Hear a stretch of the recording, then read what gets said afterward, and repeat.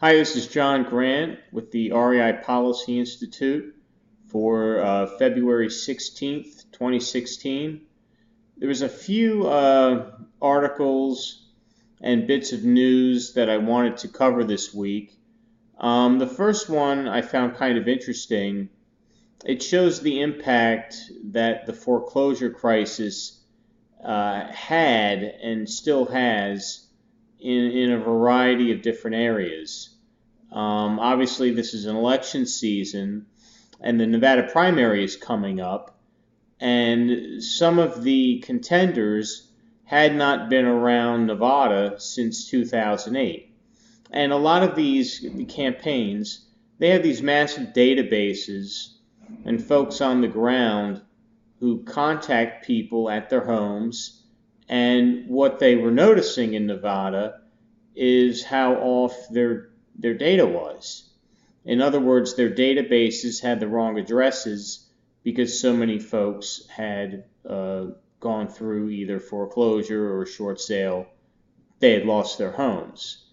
So I thought that was something that was kind of interesting, and hopefully that kind of sticks with politicians that, these crises have real consequences and they need real solutions as well. But that was just kind of a side note I thought I'd mention since it's election season, and I know at least some of you are probably interested in that and following it. Two articles that I just want to touch on very briefly this week. One concerns I've talked in the past in these videos about the spike in rental prices. And there was a new report out, I think it was by Trulia, that really it discusses that the spikes are happening in large urban areas in particular. So this causes a real problem because we already know that middle income and lower income folks, at least at this point, are still being priced out of the housing market. I did release something this past week that talked about how the number one growth area in mortgages was that 3% down payment offering from FHA, which, we'll see how that works out. But anyway, we're seeing that the rental prices are going up in areas that were hit the hardest by the housing crisis.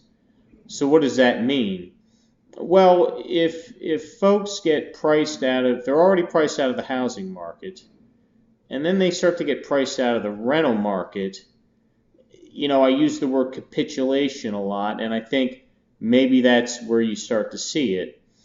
And you'll have local officials, federal officials start to look at this data and say, something has to dramatically change here.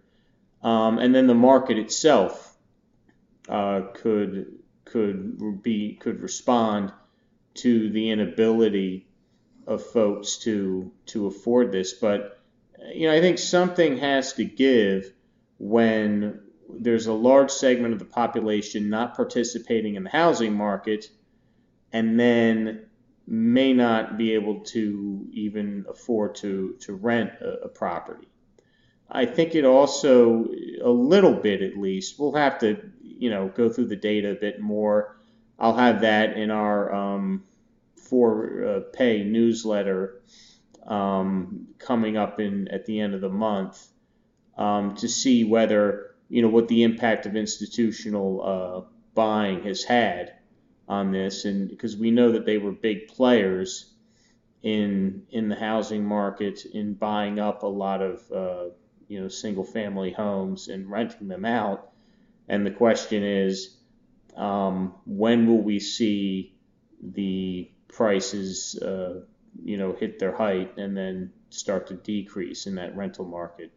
The other thing, in terms of just pure data, the mortgage default numbers came out today. They had been going up 3 months in a row. They were still up in a few large cities, this month as well. The numbers actually just came out today. We did see overall, I would call it basically about a break even.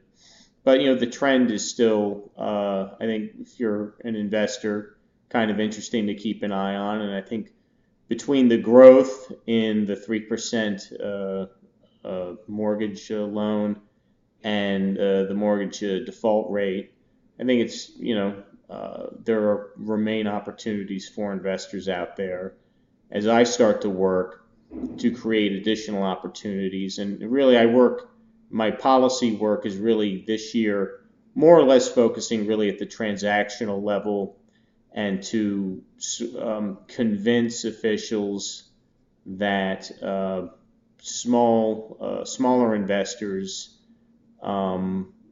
deserve a larger role in the housing market. I think we can easily argue that smaller investors have some advantages over the large institutions, not only in terms of actually getting a homeowner into the residence, but in terms of property management issues that these large institutions can be facing as well. To finalize, we do have a website that is ready to go. They're just testing it right now. It'll be reipolicy.com. On that site, you'll be able to buy the newsletter as well, which is basically how we're supported and how my work is supported. Also on that site, you'll see our mission statement. You'll see things about what some of our top policy concerns are for this year, the things that I'm working on. But again, most of my work this year will probably focus with FHFA and really get down to things like valuation methodology and sort of expanding the use of transactions that smaller investors use. Maybe look at pilot programs for smaller investors. I mean, some of these large institutional purchases were essentially, specially made for them. So I think there could be opportunities in some specific communities, especially with the rise in rental prices and some folks being priced out of the housing market, for our community to help out and benefit itself and benefit new homeowners as well. So anyway, that's it. I appreciate it. I will have more next week on the website when it's we finally have taken a look at it and it's clear, but I think it'll be a great home for us. Also, this YouTube channel, if you could subscribe to it, that would be a big help as well. We basically want to try to funnel everyone through our website, through the YouTube channel, and through our Facebook as well. Okay? Thank you.